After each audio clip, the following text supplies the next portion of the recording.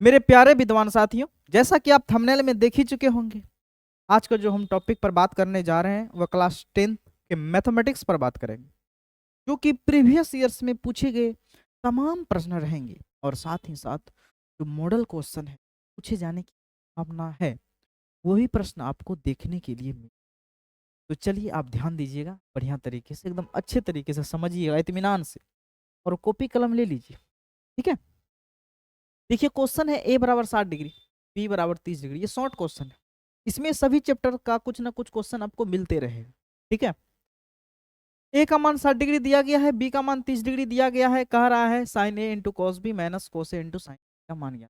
बारी बारी से आप रखिए। साइन इस a के जगह कितना रखना है बाबू? Sine 60 degree into cos b के जगह कितना रखना है बाबू रे? Cos 30 degree minus cos a के जगह कितना रखना है बाबू रे? ए के जगह 60 डिग्री रखना है। तो साइन बी के जगह कितना रखना है बाबू रे? तो कहने का मतलब ये है साइन 60 डिग्री का मान होता है बाबू रे √3/2। कोस 30 डिग्री का भी मान होता है √3/2। ठीक है, माइनस कोस 60 का मान होता है 1/2। साइन 30 का मान होता है 1/2।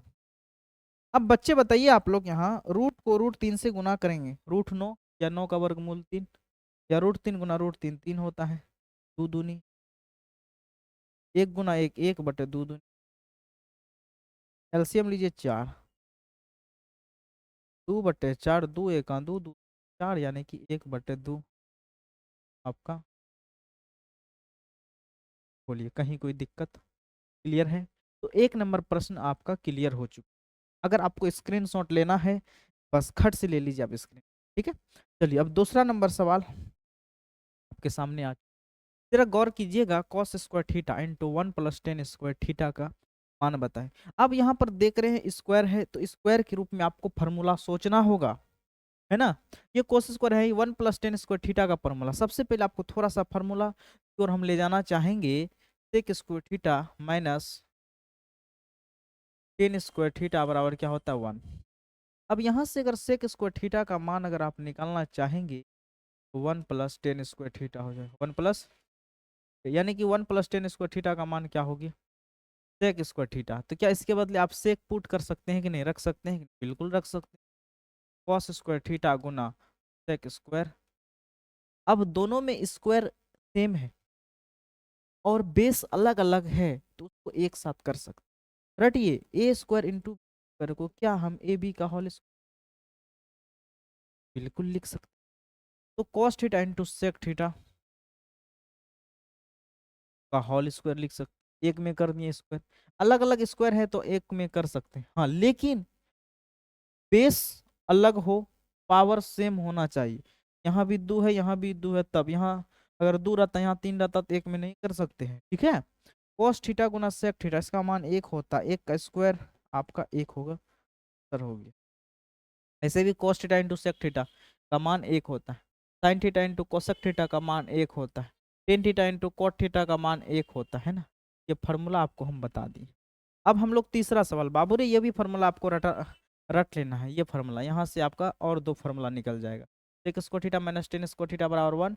अगर sec² थीटा का मान निकालेंगे तो इसको उधर भेज देंगे, 1 + tan²थीटा। अगर tan² थीटा का मान निकालना है तो sec² थीटा, ये प्लस में इधर आएगा माइनस, ये माइनस में टेन उधर जाएगा प्लस में टेन, यानी कि tan² थीटा का फार्मूला हो गया sec² थीटा माइनस 1। ये भी आपको याद रखना।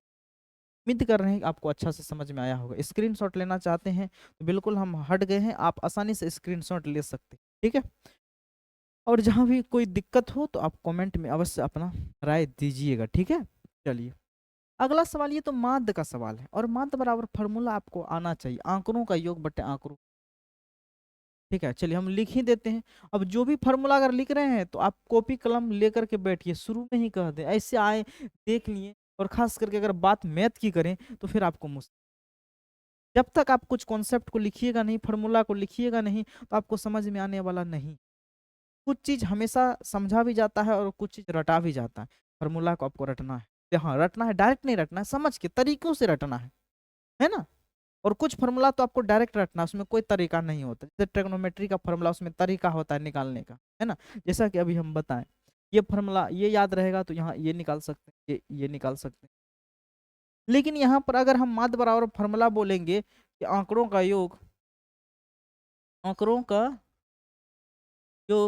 बटे आंकड़ों की संख्या, आपको क्या समझना है? समझना ही नहीं है, बस रटना है।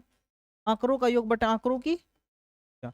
एक चीज समझ जाइए, आंकड़ा क्या होता है? जो भी चीज दिया गया, मान लीजिए 2 3 5, ये आंकड़ा हो गया है ना।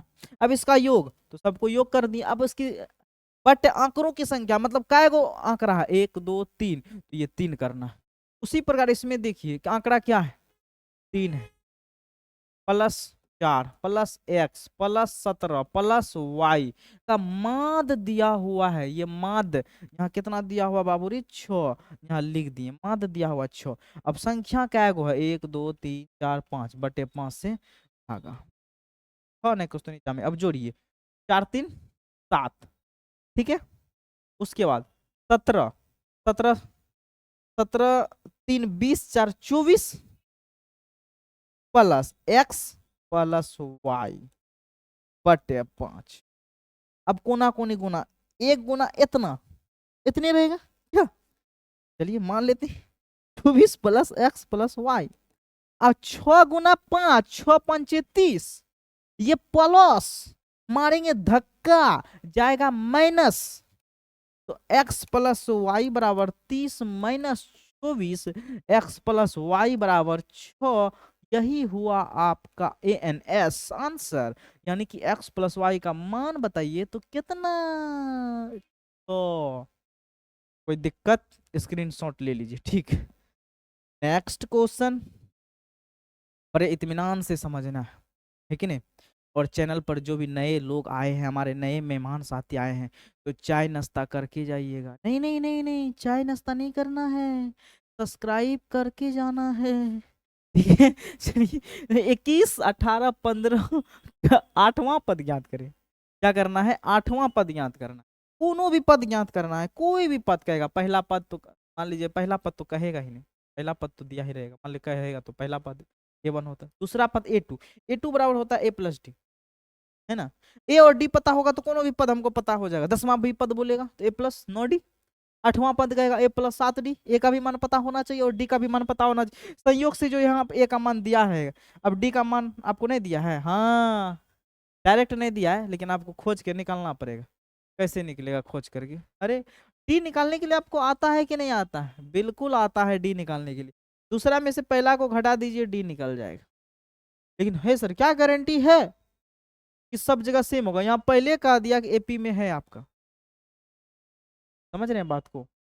यहाँ पहले कह चुका है एपी में है, एपी में है। अगर एपी में है, ठीक है, तो आपको बताना है, ठीक है। ए बराबर 21, डी बराबर 18 में से 21 गया -3, 18 - 21 -3। अब 8वां पद का रहा A8 बराबर A + 7D। अब ए का मान बताइए, 21 + 7 गुना डी का मान -3, 21 7 दिया, माइनस माइनस खत्म, माइनस प्लस खत्म जी। तो आपका आंसर क्या आ जाएगा बाबू? 0 आ जाएगा, ठीक है। 4, 5वां नंबर प्रश्न। सेक 60 डिग्री, आपको पता होगा कोस 60 डिग्री का मान 1/2 होता है। सेक 60 डिग्री का मान इसका उल्टा 2 होगा, 2 + 1, और यहाँ पर 2 - 1 + 1 3, दिख गया 1, यानी इसका आंसर क्या हो जाएगा बाबू रे? इसका आंसर 3 हो जाएगा, है ना। इसी में से एक आपको और सवाल बना करके आंसर कमेंट करना है, ये वाला सवाल। कोस 60 डिग्री, सॉरी, कोस 60 डिग्री +1 बटे कोस 60 डिग्री माइनस, ये सवाल पूछा गया है आपका, है ना। बस इसी पर आधारित सवाल है, एकदम ये एकदम सेम टू सेम, उसके बदले सेक, ठीक है। ये बना लीजिएगा आप, चलिए। और इसका आंसर जरूर कमेंट कीजिएगा आप, समझ गए बातों को, एकदम करना है। अब कह रहा है विवेचक, उसी को विवेक कर कहते हैं, यानी कि डी निकालना है। विवेचक कह रहा है इसका, ठीक है। और दिया गया, जो चीज दिया गया उसको लिखने का तरीका, give hand 2x² minus 4x plus 3 बराबर a बराबर 2, b बराबर माइनस बराबर 3। तो d बराबर सूत्र क्या होता है बाबू, b² minus 4ac, b² b का मान माइनस 4 का स्क्वायर माइनस 4 गुना a का मान बताइए 2 गुना c का मान बताइए 3, 4 चौक 16 माइनस 3 दूना 6 दूनी 12, 4 दूनी 4 तिया 12, 12 दूना माइनस 8। यही नहीं करा, विवेचक का मान याद कीजिए। ठीक है, तो यहाँ पर 6 नंबर प्रश्न भी आपका आसानी से समाप्त हो चुका है ना। बहुत बढ़िया क्वेश्चन लेकर के आ रहे हैं। ठीक है, चलिए नेक्स्ट। अब देखिए बहुपद x into 2x minus 5 minus 3 के शून्यकों का गुणनफल, शून्यकों का गुणनफल बोलिए, मूलों का गुणनफल बोलिए, या फिर इसी को हम अल्फा प्लस बीटा कहते हैं, माइनस बी बटा ए। गुणनफल है तो अल्फा इंटू बीटा सी बटा ए। बस ये दोनों फार्मूला आपको ध्यान में रखना होगा, समझ गए बातों को। और इस दोनों फार्मूला से खूब सवाल पूछा जाता है बाबू, एकदम आपको ध्यान में रखना है। ठीक है, तो चलिए गुणनफल कर रहा है ना, तो अल्फा इंटू बीटा बराबर सी बटे ए। सर सी क्या है, ए क्या है, अरे एक्स स्क्वायर के साथ जाता, मान लीजिए इसका व्यापक रूप a x square plus b x plus c है ना। तो यहाँ पर जो x के साथ रहता है वह a होता है, जो b के साथ रहता है, जो x के साथ रहता है वह b होता है, जो x² के साथ रहता है वह a होता है, जो अकेला रहता है वह c होता है। लेकिन सर यहाँ पर क्या है, तो a की जगह देखिए यहाँ कितना है, अच्छा कितना नहीं, ये बिगाड़ के दिया है। अब इसको बिगाड़ के दिया है तो इस फॉर्म में लेकर के आइए, ax² plus b x plus c, ये स्टैंडर्ड फॉर्म है। अगर आप इस फॉर्म में लेकर के आते हैं तभी तो आपको पता चलेगा कि कौन x है कौन क्या है, नहीं तो ऐसे आपको तो पता चलेगा नहीं। ठीक है, तो चलिए इसको सोल्व कर लीजिए। 2 गुना x² 2x² माइनस 5 गुना x माइनस 5x माइनस 3, कहीं कोई दिक्कत। अब बताइए इसमें a का मान 2 होगा, b का मान होगा माइनस 5 और c का मान होगा माइनस 3। तो अल्फा इंटू बीटा बराबर c बटे माइनस 3 बटे 2 इसका आंसर। ठीक है, एकदम आसान सवाल है। बस यहाँ देखिए थोड़ा सा क्या किया है, चीजों को बिगाड़ दिया और इस चीजों को हमको एडजस्ट करना है। एडजस्ट करने के लिए थोड़ा सा कैलकुलेशन कर दिया, इसको इससे गुना कर देना, इसको इससे गुना कर देना, ब्रैकेट का मतलब गुना है ना। तो यहाँ पर ये भी बन गया आपका, कहीं कोई दिक्कत नहीं। हम लोग नेक्स्ट पर बढ़े, बात करें, चलिए 54 का अभाज्य गुणनखंड बताएं। बस कुछ नहीं करना है, 54 का अभाज्य गुणनखंड लीजिए, एलसीएम तोड़िए इसको।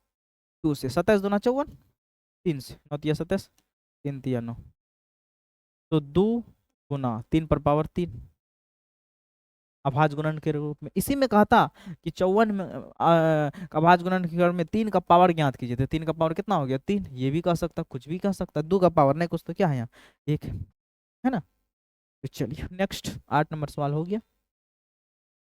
कह रहा है दो समरूप त्रिभुजों के क्षेत्रफल का अनुपात 3:4 है। तो हम जानते हैं दो त्रिभुज, अगर दो त्रिभुज समरूप होता है तो उनके संगत कोण बराबर और संगत भुजा समानुपाती होता है, त्रिभुज समरूप होता है। लेकिन यहाँ पहले कह दिया है कि दो त्रिभुज समरूप है और उनके क्षेत्रफलों का जो अनुपात होता है उनके संगत भुजाओं के वर्गों के अनुपात के बराबर होता है। यानी कि आप अभी जल्दी नहीं समझे, वो अब समझ में आ जाएगा।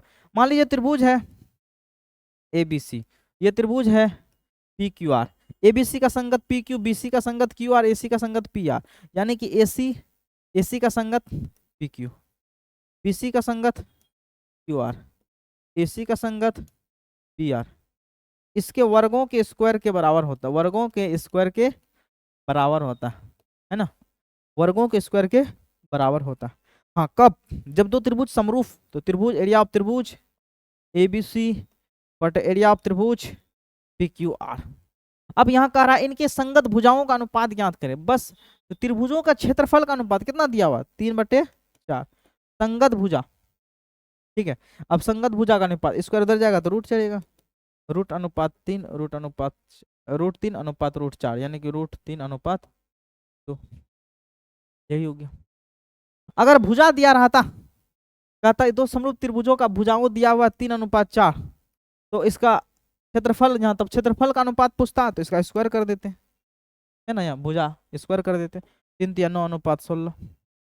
तो ये सवाल बहुत VVI सवाल है अपने आप में, इस टाइप में ऐसे सवाल आपको रहेगा ही, ऑब्जेक्टिव क्वेश्चन डायरेक्ट रहेगा।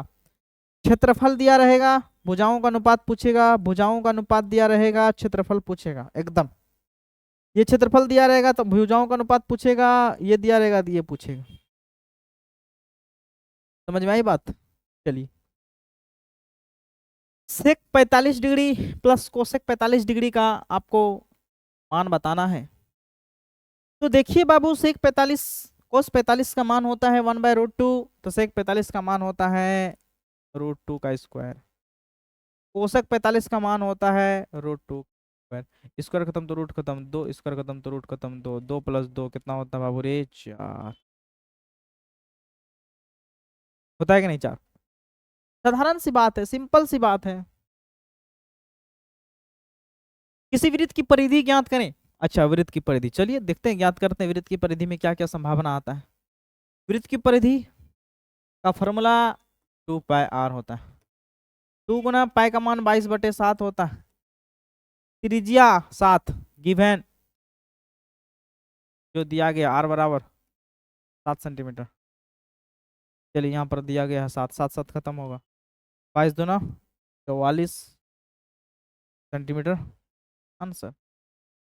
एकदम आसान सवाल है, खाली फॉर्मूला याद रखिए और याद रखिएगा वृत्त का क्षेत्रफल। इसी में आप वृत्त का क्षेत्रफल बता, अगर पूछ देगा तो वृत्त का क्षेत्रफल बराबर पायर स्क्वायर, पाई का मान 22/7, आर का मान 7, 7 का स्क्वायर, तो 22/7, 7 गुना 7, 7 7 खत्म, 7×14 4, 7×14 15 सेंटीमीटर स्क्वायर, 154 सेंटीमीटर स्क्वायर आता। क्या? जब वृत्त का क्षेत्रफल पूछा जाता तब। वृत्त का क्षेत्रफल तो पूछा गया है नहीं। समझ रहे हैं बातों को? चलिए बहुत बढ़िया। Next question, sine square 90 degree minus cos square 0 degree का मान बताइए। ठीक है, चलिए तो बताइए। साइन 90 का वैल्यू 1, कॉस 0 का वैल्यू 1, 1 का स्क्वायर है ना, राइट? कोई दिक्कत नहीं। 1 का स्क्वायर 1 माइनस 1 इक्वल टू 0 आपका आंसर। देखिए साइन स्क्वायर, साइन 90 का वैल्यू आपका होता है बाबू रे 1, साइन 90 का वैल्यू 1, और कॉस 0 का भी वैल्यू आपका 1 होता है। 1 का स्क्वायर 1, 1 में से 1 गया 0 आंसर 12। नेक्स्ट, दो वृत्तों की परिधियों का अनुपात 5:7। देखिए वृत्त की परिधि, इसको ऐसा लिख सकते हैं C1/C2। अब हम लोग जानते हैं C1 मतलब यहाँ परिधि, सरकमफ्रेंस परिधि होता है C1, C2 शॉर्ट में देखिए। और इनके क्षेत्रफलों का अनुपात ज्ञात करना। तो क्षेत्रफलों का अनुपात ज्ञात करने के लिए मान लो एरिया A1/A2, इसका अनुपात ज्ञात करने के लिए πr1 का स्क्वायर बटे πr2 का स्क्वायर चाहिए। क्योंकि ये वृत्त का क्षेत्रफल है πr², पहला के लिए तो 1, दूसरा के लिए है तो 2, पाई समाप्त हो गया, लेकिन फिर भी तो r1 का स्क्वायर बटे r2 का स्क्वायर बचा। तो r त्रिज्या पता है क्या? नहीं पता है, लेकिन परिधि दिया है तो त्रिज्या तो निकाल ही सकते हैं ना। परिधि दिया है 5:7, तो कह रहा त्रिज्या तो 2πr1 और 2πr2, क्योंकि अलग अलग परिधि है त्रिज्या भी अलग अलग होगा। 2 2 खत्म, पाई खत्म, r1/r2, इसका अनुपात C1/C2, परिधि का अनुपात कितना दिया? 5/7, 5/7। यहाँ पर क्या बचा? r1/r2, यानी कि r1 का मान हो गया 5, r2 का मान 7, r1 अनुपात r2 का मान कितना निकला? 5:7। अब यहाँ रखिए 5, 5 का स्क्वायर बट्टा 7 का स्क्वायर, बचे 25, 7 7 50, इसका आंसर हो गया।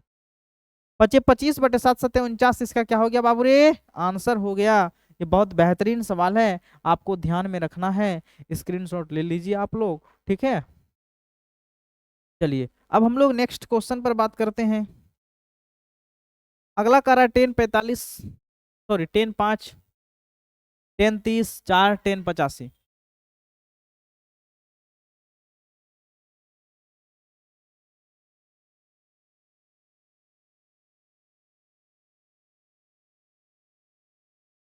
अब यहाँ पर क्या करना है, जरा गौर करना है। 10 5 इंटू, अब ये चार कांस्टेंट है, इसको बाद में लिख लीजिए। अब दोनों में से किसी एक को चेंज कीजिए, इसी को चेंज कीजिए। 10 90, 90 में से कितना घटाएंगे जो 5 बटेगा, 85 गुना 10 85। 10 30 डिग्री का मान 1/√3 गुना 4। 10 90 degree minus theta cot theta, तो कॉट 85 गुना 10 85 गुना 1/√3 गुना 4। इसका मान 1 गुना 4/√3, तो 4/√3 इसका क्या हो गया, आंसर हो गया। 4/√3 इसका क्या हो गया, आंसर हो गया बाबू। नेक्स्ट क्वेश्चन, साइन थीटा बराबर 3/5 है तो टेन थीटा गिवन। ये भी सरल सवाल है ऑब्जेक्टिव की दृष्टिकोण से।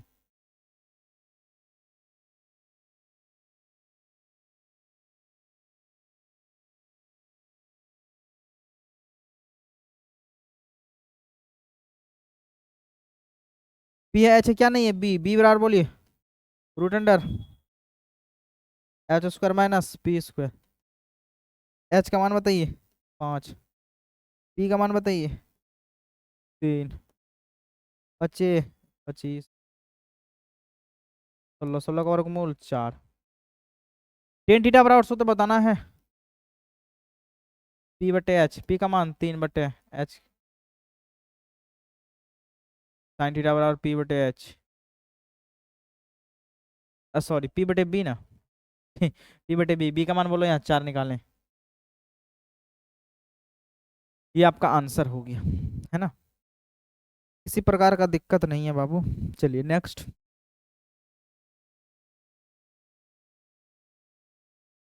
देखिए यहाँ पर क्या करना है बाबू रे, साइन π/4, तो साइन पाई, पाई रेडियन का मान होता है 180 डिग्री, 180/4 यानी कि 45 डिग्री। ठीक है, तो इसको डायरेक्ट हम लिख सकते हैं sign 45 minus cos 45।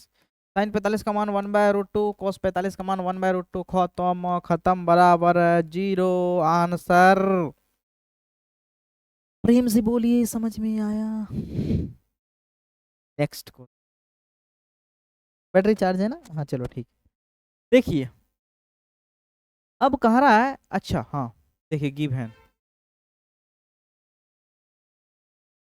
Tan theta बराबर √3, तो टेन थीटा बराबर 10, 60 डिग्री, थीटा बराबर 60 डिग्री, कॉस 60 डिग्री बराबर 1/2 आंसर। चलिए नेक्स्ट, 2 थीटा गिवन, थीटा बराबर π/4, थीटा बराबर π/4। तो यहाँ से थीटा का मान आपको निकालना होगा, क्या निकालना होगा बाबू, थीटा का मान। चलिए कोई बात नहीं, ठीक है। तो मैं कुछ नीचा में 4 दूनी 8 थीटा बराबर पाए, थीटा बराबर π/8, थीटा बराबर, सॉरी यहाँ पर जो आंसर दिया रहेगा आपका 2 थीटा का मान क्या है, 2 थीटा का मान π/4, तो यहाँ 10 थीटा नहीं होगा, 10 2 थीटा, 10 2 थीटा, 2 थीटा बराबर 45 डिग्री। आइए 10 2 थीटा का मान ज्ञात करना, तो 10 डायरेक्ट, यहाँ 2 थीटा का मान क्या है π/4, तो यहाँ डायरेक्ट π/4, π/4 मतलब 10 45, 10 45 का मान 1। ये सवाल हो गया, ठीक है। चलिए नेक्स्ट सवाल पर हम लोग बात करेंगे।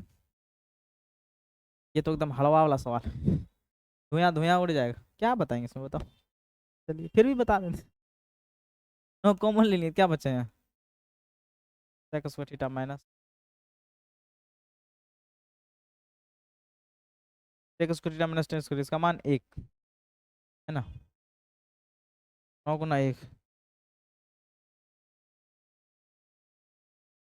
चलिए आपका अंतिम सवाल, निश्चित घटना की प्रत्येकता कितनी होती है, ये सवाल आप कमेंट में जवाब दीजिएगा कि निश्चित घटना, ऐसे भी घटना का प्रत्येकता का मान 0 से 1 के बीच होता है। है ना। लेकिन हम सवाल कर रहे हैं निश्चित घटना की प्रत्येकता का मान कितनी होती है। ठीक है, P बराबर प्रत्येकता का सूत्र P बराबर N E by N S, P बराबर N E by N S. घटना के संभावित परिणामों की संख्या बटे टोटल संभावित परिणामों की संख्या, अगर हिंदी में अगर बोलेंगे P बराबर N E by N S. बोलिए कहीं कोई दिक्कत, और ये आपको अवश्य रूप से कमेंट करना। ठीक है, निश्चित घटना की प्रत्येकता कितनी होती है ये कमेंट करना है। और वीडियो कैसा लगा आप जरूर एक बार कमेंट में अपना विचार जरूर प्रस्तुत करें, ताकि हमारे जो नए मेहमान साथी हैं वो भी कमेंट पढ़ें, उसको भी हमारे कमी, हमारे अंदर जो भी चीज़ है वो उसको दिखाई पड़ेगा, है ना। ठीक है, और आप नया दोस्तों के साथ अवश्य साझा करेंगे। अगर आपको व्हाट्सएप ग्रुप पर जुड़ना है, आप जरूर इस नंबर पर मैसेज करेंगे 96 059 17 670 पर अपना नाम नाम और जिला का नाम लिख के मैसेज करें। नाम, जिला और क्लास। हाँ, क्लास तो 10th ही होगा क्योंकि आप 10th का वीडियो देख रहे हैं, तो ठीक है। नाम और जिला का नाम लिख के जरूर क्या करेंगे, मैसेज के साथ ही साथ क्लास भी लिख देंगे, 12th को भी पढ़ा। तो चलिए, आप तमाम विद्वान साथियों को जुड़ने के लिए बहुत बहुत धन्यवाद। ठीक है, अगर वीडियो पसंद आए तो लाइक सब्सक्राइब शेयर रुकना नहीं चाहिए बाबू। ठीक है, फिर हम लोग नेक्स्ट डे मिलेंगे नए जोश नए जुनून के साथ। तो चलिए, आज का सेशन बहुत जबरदस्त रहा। चलिए, बिल्कुल बिल्कुल एकदम धुआं धुआं कर देना है बाबू, एकदम धुआं कर देना है। ठीक है, समझ रहे हैं बातों को, एकदम पूरे इत्मीनान से पूरे जोश के साथ पढ़ना है, एकदम माइंड को ठंडा दिमाग में रखना है, एकदम। वो ठंडी भी है ना, एकदम खूब पढ़ना है, खूब रुचि के साथ पढ़ना। ठीक है।